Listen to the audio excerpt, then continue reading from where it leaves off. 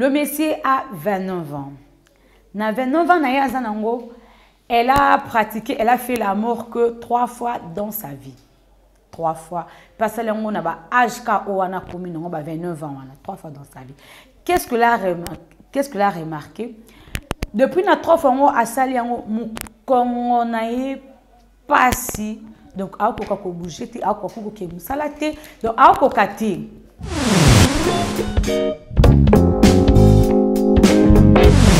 à part que nous ne pas si atali et tout le monde et kondi et ils sous raté donc drapeau ils sous raté et kondi na plus qu'ils allaient à 29 ans na mesure azala ki nango et tout le monde est comme ya bana 10 ans si ko ne longi boy na nzoto be bazotale papa 29 ans mais et tout le monde bana 10 ans ce que baté âge ni na ko pesa est-ce que ça na 10 ans to na 29 ans ils avaient bino de yo pesa réponse boy ba âge ni ya solo azanango parce que ko bisi mudazana 29 ans que tout le monde a 10 ans, tu es peut-être 29 ans,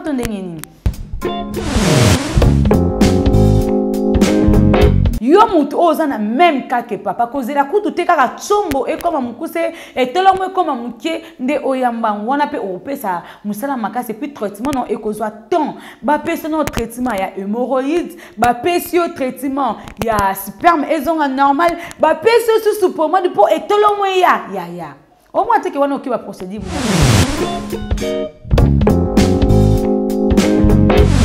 la chombe comme ya bana 10 ans te ya 10 ans to sango sous na 29 ans hein ya mansaka 10 ans comme ça 29 ans bozi la raté et to l'homme et comme tina ba état wana maison kati eza ya bana ya Congo maison kati do eza ya bana ya Congo do maison kati do eza ya bana ya Congo do tozana ba projet belé eza nango naturel mwamba papa wana makasi ya papa tanga bio suki sai poma d'élargissante pona papa pirito voir clair FD purge ba produit la maison kati yango wana tanga maison kati amemeli biso ba produit naturel ya bien oye ko traiter nzoto na biso malamu mingi koleka.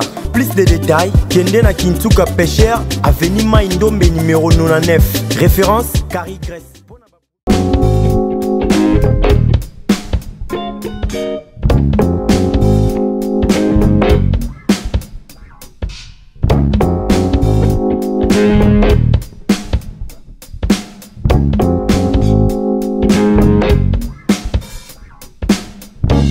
Bienvenue mesdames et messieurs dans notre émission Santé pour tous. Bonjour, bonsoir, tout dépend de l'heure à laquelle vous allez recevoir cette vidéo. Et nous, Nation Puissante, nous vous invitons de s'abonner massivement sur notre chaîne Nation Puissante TV. Cliquez, likez, aimez, commentez, cela nous fera énormément plaisir. Vous servir, c'est notre devoir. Nous voici devant vous, mais voici votre humble servante journaliste Afiandoma Bakselanga Nasuka Maestro. Merci parce que j'avais vraiment réussi de messages boindé zalaka bien tant to lancer émission et puis tout le monde ba retour na ba message na ba commentaire ba misus bazo comme ba commentaire directement bazo tinda ba voice na ba WhatsApp. Merci beaucoup et zo la saketoza même moral. Lelo na ye kolbande na bi santé pour tous ceux qui na ye kolbal kamba santé na la santé n'a pas de prix.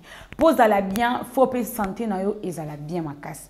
Et le koni ne meminga sous liboso na bino ezali par rapport à l'émission que j'avais fait la fois passée sur yaba hormone, je vous avais promis que na kozonga lisusu na lobila likambetali papa. Heureusement, moi copé atomba ki na vidéo ya on to senga bino bo partageaka.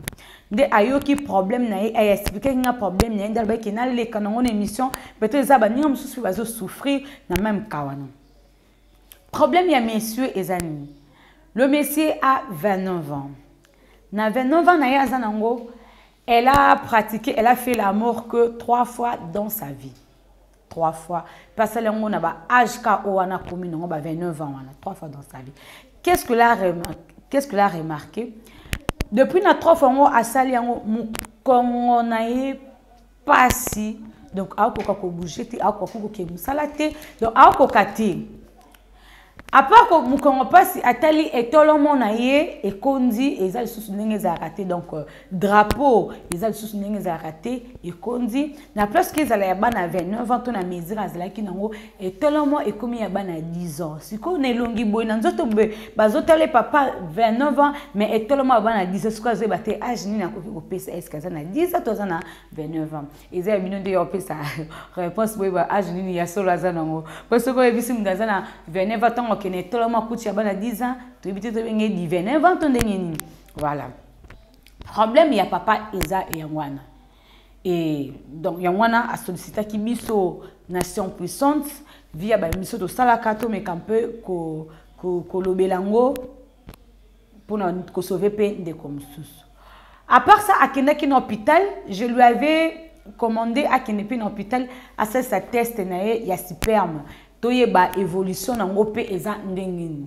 pona temps oya zui ekufaki ma ebebaki to ndengini et effectivement yango toyi sabino bo benga bo karasonte ake ko salisa examen na ye ake ces examen na ye ya sperme bakuti ke sperme na eza na concentration te sperme na eza na vitalité te le sperme na ezangi pena ba biloko po ninga za wana ndenge ezangi bongo mama mo ya bota ezati on moni to baki ba cause ba stéréotype nous na ba couple ezakaka basité ezapene ba mibali siko na kana ye wana ami batela ki jusqu'à 29 ans et siko etolomo et comme mukie et puis azapeli susu na dans sperme na ye ezana concentration te ezana vitalité te yango na ye ki ko partager message oyo na bino yo mutu oza na même cas que papa kozela kutu te kaka tsombo e koma mukuse et tolomo e koma mukie nde oyamba wana pe opesa musala makase puis traitement non e kozwa temps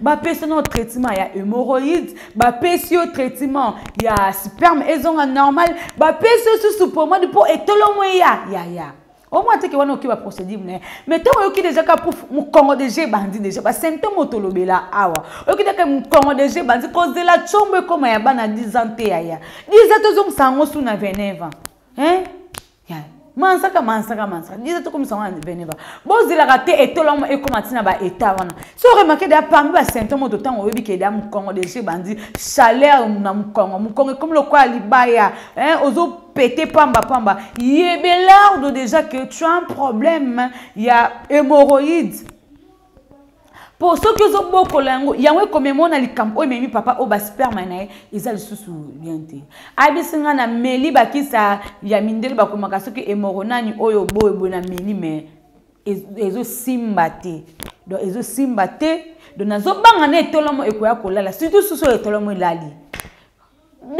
devoir et puis n'est pas beaucoup la maladie n'est pas multiplier peu bon pourtant on peut dire que pour traitement aux oies et c'est autant au gang au cher mais au beau sani que tant bassine et banda qui amitié au yebelard doté aux yeux au tiki bon ce que tant que comme il y a grave à passer au montant il y a canon à l'emballement kokomiko ko ima ko loba na côté malama qu'on a ba produit pour na expliquer yo papa ozolandanga ozana problème oyo na couple na yo ozana problème auto ndékonomo ozana problème oyo yo to yo moko zo sentir ba symptôme oyo na continue na explication nanga na kopesa vraiment ba explication nyons touté to pesa kaka moi flash pour comprendre malade ozanango et pousser au benga de soko bengde to orienter si papa osoka benga kité na linga ki pe na tinde te akeko ça examen ya ba sperme heureusement tanga benga expliquer ngai na yebisi kana yo oyo kenena ko ça examen ya sperme bongo to e basoki ezalaka ezandenge nini ya donc ya mwana salaki et puis amoni ki problème azana problème ya sperme soki on se retrouver na même cas que de konabiso mobile ou atindela ki biso voice toko bandana na traitement ya hémorroïde eza pendant 21 jours hémorroïde to bandango na tanga bio boyebi ndenge déjà maman Kati a expliquera biso ngana on a bien zo pesa ka ba flash pour comprendre ndenge traitement na ekokini soko bandi ko kiro ya 21 jours et ko traiter yo mukongo ko ndi ba benga ngo bokomo rolongola hémorroïde bokomo benga ngo pota libum mais c'est la même chose. C'est la même chose. Donc, faut vraiment un traitement. Notre traitement, il y a hémorroïdes.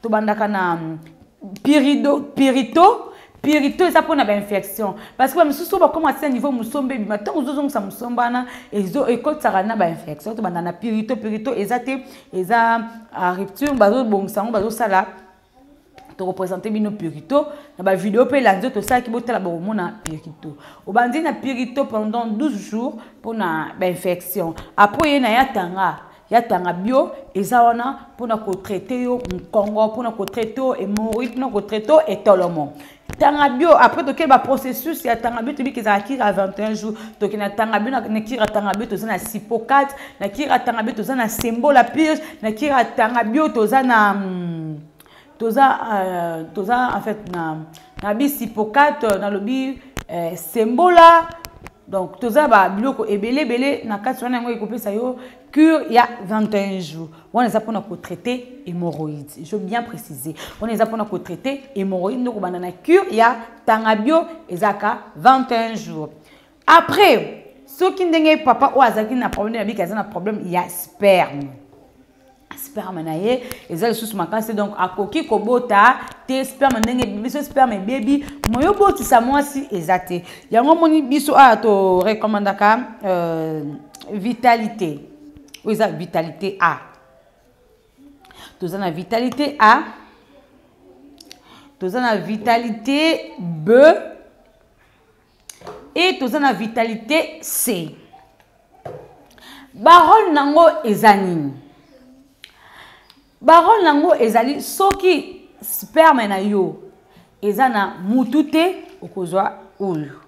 Po ezongsango mutu nango normal. Vers moko na tongo vers moko na pokwa.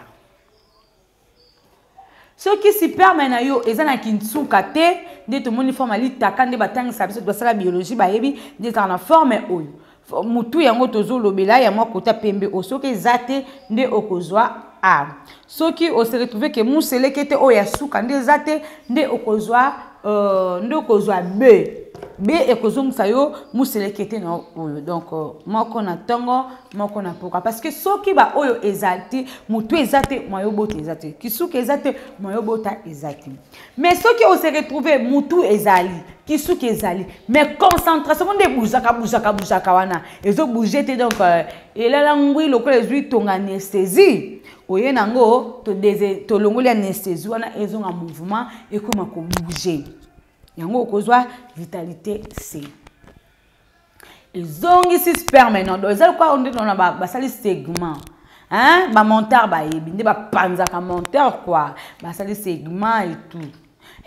Ba bimisi mafuta kala ba kotisi ya sika ba pièce ya sika. So ba pièce yozo kota c'est parmi les produits que je viens de citer ici. Ba produit on est yango kosala ke ezongi sa ba biloko wana nyonso. Ndenge yalbaki etolomo ekondi. Donc, il y a 10 ans, pour tous les il y a 29 ans, il y a une pommade élargissant. L'étiquette ici, il y a comment ça ou ils sont sous ça parce que oiseaux sont trop. On va commencer pendant 3 minutes. On commence na tongo, on commence na pourquoi. On commence na tongo, on commence na avant ce qu'on a commencé aux huit oyo. Babenga on ba batailler ou ba mesura kawana. Au mesurer, au tali et tout le monde a combien de centimètres et puis grandeur nango eza ndenge nini. Tango tali grandeur nango tali centimètres nango kaka pomade onde koye sango munene kaka pomade onde koye sango mulai. Donc bandi commencer ozo mancer pour na munene ozo benda pepo sanini et pousse en plus bato be tolomo et comme mukie. Donc bo pesa ba maman pas cité babalio oyebisi moi si nazano na sachet. C'est bien bon ko za na sachet. Donc vous a sachet ngo contrôler ka pe etant na otongo za na sachet. Toujours respecter Bible, les gens ma bête ko respecter Bible. Ce qu'il faut qu'on contrôle tant aux na sachet ko contrôler ndenge otali ndenge nazana na sachet mu kongo passe rapidité zo ki c'est hémorroïde tolo mo landela ngo bien pour opese la batu maman pas cité pourtant mu tala ba résultat 29 ans autant on bali maman batali et comme kuna tolo mo simba benda tindika chakal donc bo pesa rabatu sous pas cité ce que oyoki kaka mouvement moko ya bien te on nalanda ki lo mouvement lobaki ba sango kutu ba sale la kangote mais ba landela kango soin albi ata nazo salela ngo te mais etolomo na ngai ezala toujours à bon état ayebi te au cas où yango moni babongisaka déjà sango asalelaka etolomo te mais alandela yango soin tala bango na hôpital ake nayoki mo mukongo basala boye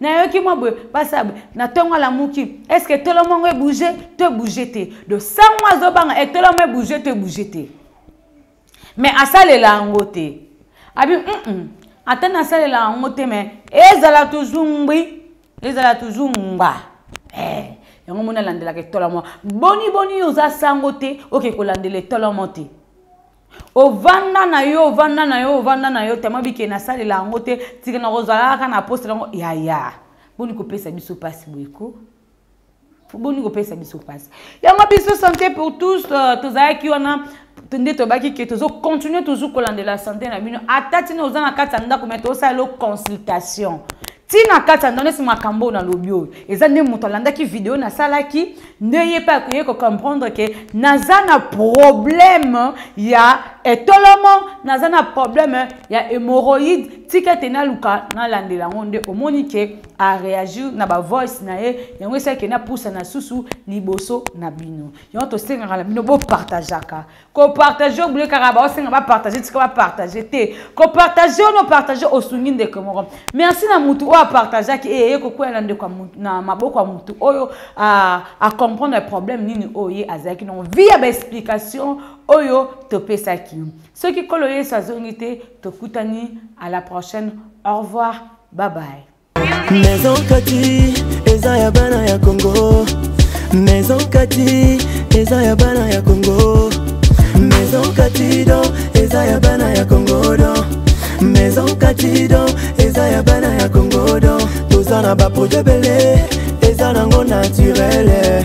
Mwamba papa wana makasi ya ba papa tanga bio suki sai pommade élargissante pona ba papa pirito voir clair FD purge ba produit ya Maison Kati yango wana tanga.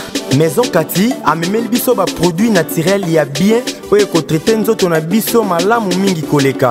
Plus de détails kende na Kintuka Pêcheur avenue Maindombe numéro 99 référence Carrie Grèce.